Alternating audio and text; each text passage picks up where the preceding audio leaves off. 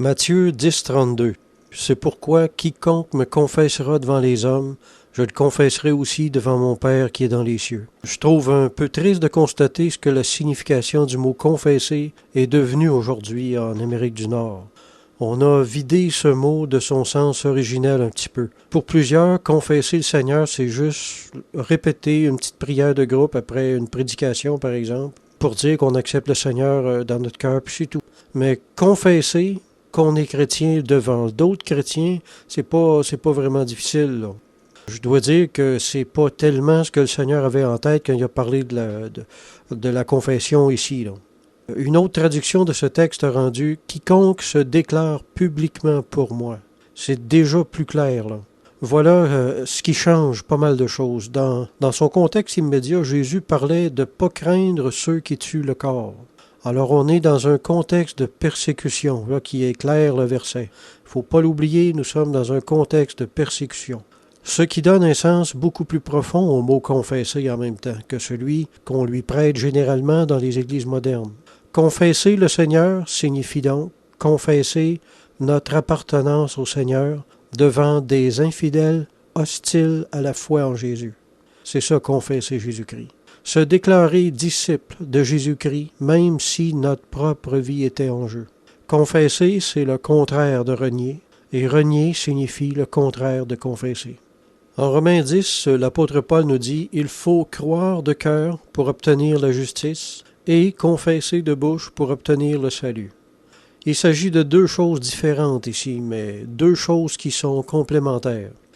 En réponse à notre foi en Jésus, le Seigneur nous accorde la justice. On sait ça.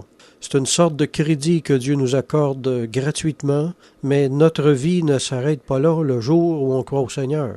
Si on mourait immédiatement après avoir cru et obtenu la justice, on entrerait dans le royaume de Dieu directement, comme le bon larron. Mais dans la plupart des cas, là, généralement, après avoir cru au Seigneur, il nous reste une vie à vivre aussi après.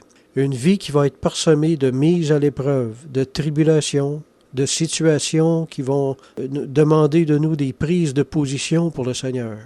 Ce sont ces situations adverses-là qui vont exiger de nous une confession de notre foi, un aveu ouvert que l'on est chrétien. Ce genre de confession de la bouche va peut-être faire la différence entre recevoir une claque sur la gueule ou de ne pas la recevoir selon le choix qu'on aura fait, de se faire humilier devant d'autres personnes ou de ne pas l'être, entre perdre la vie ou de la conserver si on renie notre foi. On peut avoir un coup de couteau dans le ventre, ça dépend où qu'on demeure dans le monde, là. Confesser Jésus-Christ, ça peut avoir des conséquences très graves. Tôt ou tard, chaque chrétien va être mis à l'épreuve de cette façon-là ou par d'autres façons semblables. Oui, on est justifié tout de suite par la foi, mais on ne sera sauvé qu'à la toute fin quand on aura confessé le Seigneur toute notre vie et qu'on aura prouvé notre véritable allégeance à Dieu. Entre être justifié et être sauvé, il y a l'espace de toute une vie entre les deux. Pour rendre la chose un petit peu plus claire, je vais vous donner un exemple. C'est comme un homme sur le bateau, un bateau qui a été détruit par une tempête, puis qui est en train de se noyer dans l'eau, là. Il aperçoit une poutre en bois, puis vite il va se cramponner dessus. C'est la figure d'un pécheur qui vient d'être justifié par le Christ. Mais cet homme-là est encore dans l'eau. Il y a encore la tempête autour de lui. S'il se cramponne à sa poutre en bois avec patience dans les difficultés, il va parvenir tôt ou tard par s'échouer sur le rivage, où il va être définitivement sauvé de la mort. Ça nous a rien coûté pour être justifié, mais ça va nous prendre tout notre petit change pour atteindre le salut final, ce qu'on appelle la persévérance finale.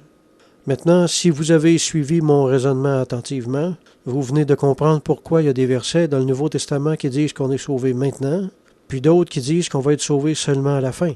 Tous ces passages ne se contredisent pas, ils sont cousus à quelque part et se complètent.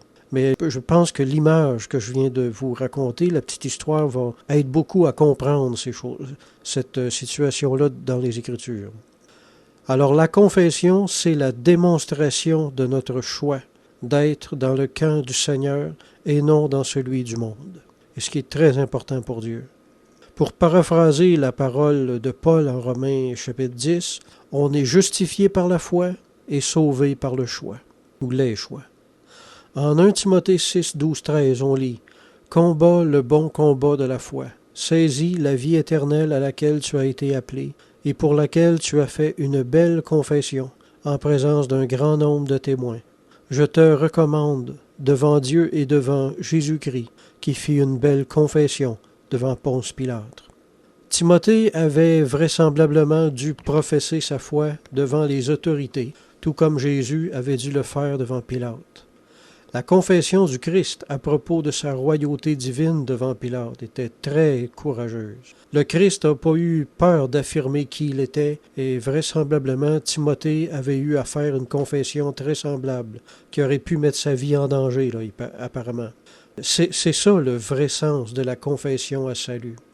Les persécutions nous font pas tellement peur ici au Canada, on est habitué à la liberté, mais je ressens par l'Esprit de Dieu que je dois prononcer la parole suivante.